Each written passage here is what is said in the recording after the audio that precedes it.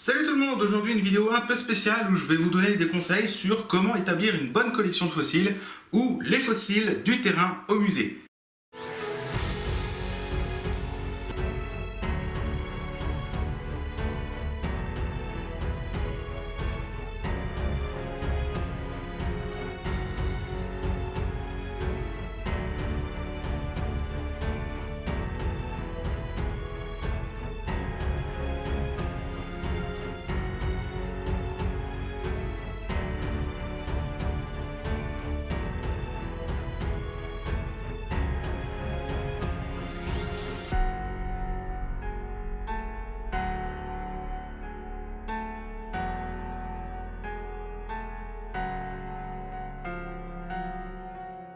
Tout d'abord, il est important de se poser quelques questions avant de commencer une collection de fossiles.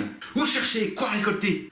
Oui, mais surtout les questions que tout collectionneur devrait se poser avant toute chose. Pourquoi collecter les fossiles? Qu'est-ce que je compte en faire? Quel est son devenir dans l'avenir? Bah oui, il faut penser à toute éventualité, en cas de décès, de changement d'orientation professionnelle ou de lassitude également. Il faut penser à ce que votre collection pourrait devenir. Et je sais, penser à sa propre mort, c'est glauque, mais il faut y penser. Il faut savoir aussi que la plupart des fossiles étaient là bien avant nous et ils resteront encore, pour la plupart, bien après nous. Et je pense justement que ces trois questions sont fondamentales, bien plus que n'importe quelle autre. Je récolte des fossiles parce que c'est beau et parce que ça me plaît. C'est bien, mais ta collection a-t-elle un but au final, à part l'esthétisme personnel ou pour satisfaire tes envies? Une collection est d'autant mieux valorisée lorsqu'il y a un réel intérêt de curiosité derrière. Posséder juste pour posséder, rien ne se dégagera de votre collection si ce n'est l'ego. Et moi je récolte des fossiles pour les vendre ensuite. Modification activée.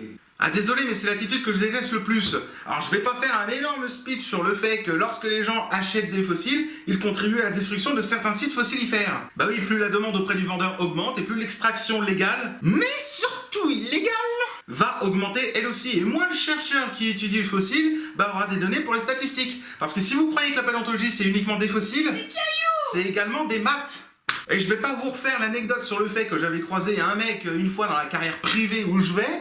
Le mec venait de Paris, il cherchait des scutelles pour les dégager et les revendre 25 € sur la capitale. Bon, finalement, j'ai quand même fait mon speech. Ta gueule. À moins que le vendeur propose le dit fossile d'abord à la recherche. Et en don, parce qu'on est pauvre, putain.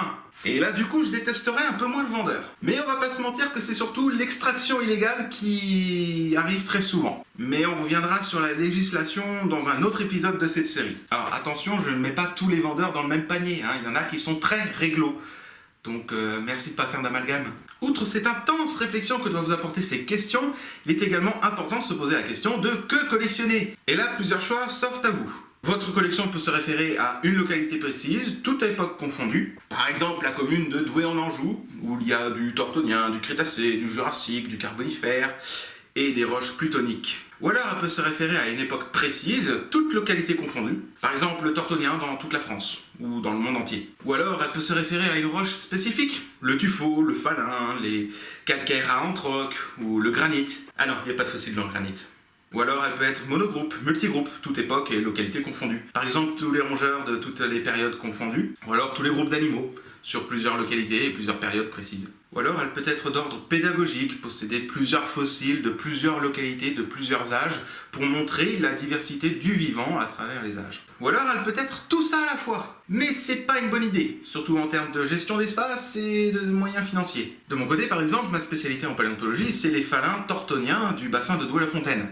On pense qu'établir une collection de fossiles, c'est très simple, alors que non. Outre l'intense réflexion qu'elle doit vous apporter, vous devrez également respecter une grande rigueur dans son établissement. Déjà la recherche du site où fouiller, puis la législation d'accès, puis enfin la fouille en elle-même, ensuite le transport, le dégagement et le conditionnement des 10 objets, leur identification et mise en valeur s'il y a. Et vous comprenez que ce que je vous ai dit, c'est plus ou moins la suite des épisodes qui viendront. Et qu'en est-il de l'avenir de votre collection? Et ça, je pense que c'est la première question à se poser avant même de commencer une collection. Encore une fois, posséder juste pour posséder, n'offre pas de réel intérêt, si ce n'est satisfaire son ego. Donnerez-vous votre collection à une descendance, un ami, un autre amateur, ou ferez-vous cadeau de votre collection à la science et au patrimoine, ou vendrez-vous votre collection à un musée qui acceptera d'y mettre le prix? Et je vais pas vous le cacher, dans le cas d'une succession suite à un décès, bien souvent ça se passe très mal. À la fois pour la famille et la collection. bien souvent la collection finit à la poubelle.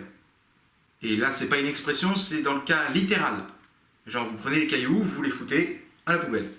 Ou en guise de remplissement d'un chemin. Alors ça arrive parce que la passion ne s'est pas transmise à sa descendance, ou par manque de place, ou par manque d'intérêt également. Autre cas, la collection se retrouve divisée entre plusieurs enfants. Et là, ça pose plusieurs problèmes aussi. Ce qui rend déjà l'accessibilité à la collection plus délicate, et tous ne vont pas avoir le même intérêt pour la dite collection. Et du coup, vous allez me dire, mais si un des enfants n'en veut pas de la collection, pourquoi il ne le donne pas à son frère ou à sa sœur?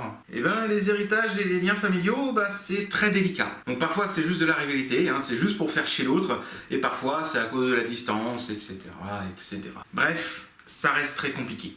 Et dans le cas de faire rentrer la collection dans un musée, plusieurs cas sont possibles. Le premier cas, le plus simple pour tout le monde, c'est le don anthume de la dite collection à un musée par le propriétaire lui-même. Anthume, c'est le contraire de posthume. Si posthume se fait après la mort d'une personne, anthume se fait donc de son vivant. Et dans ce cas précis, un papier doit être écrit et signé avec quelques phrases clés comme « Je souhaite faire don de toute ma collection de fossiles au musée Valéoraptor sans aucune contrepartie, certifié exact et sur honneur ». Formule évidemment prise tout à fait au hasard. Et quand je dis avec aucune contrepartie, vous pouvez imposer des contreparties. Par exemple, que votre collection ne soit pas divisée ni en partie vendue, mais par contre, vous ne pouvez pas imposer à un musée de tout exposer, parce que déjà, manque de place, déjà de base, et ensuite, il y a quelques pièces fossiles qui n'ont pas de réel intérêt muséographique. Mais ça, pareil, j'y reviendrai dans un autre épisode. Papier signé en plusieurs exemplaires, 2 de préférence, un pour le donateur et un pour le receveur de la dite collection. Vous pouvez passer par un avocat, mais cela engendrerait des frais que les deux parties ne sont pas forcément prêts à engager. Le deuxième cas, c'est la vente de la collection à un musée. Et là, c'est autre chose. Retenez de toute façon, dans n'importe quel cas, vous devez impérativement signer des papiers. C'est impératif pour garder une trace écrite. Et j'imagine que si ça dépasse une certaine somme, le mieux est de faire quand même intervenir un avocat, un huissier ou un représentant de la loi pour certifier que le papier a été signé, etc. Je pense que ce serait mieux. Le gros problème de cette éventualité, elle privilégie la valeur marchande et non scientifique et patrimoniale de la collection. Et du coup, vous allez me dire, ah non mais attends, la personne, elle a fait des frais toute sa vie, elle a payé pour aller chercher les fossiles, etc. C'est normal de la vendre. Et oui, je ne peux pas donner tort à ce genre d'argument, puisque c'est vrai.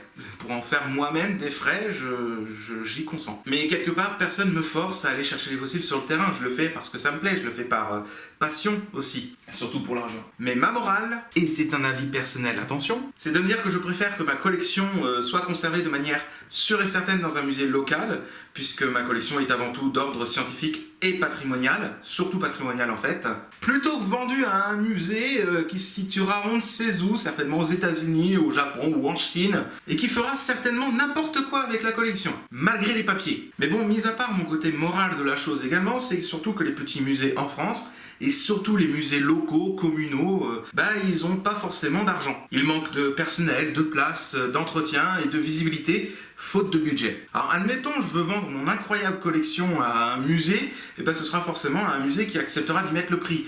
Et bien souvent, c'est pas en France que ça se passe, parce que vraiment, les budgets en France... Aïe aïe aïe.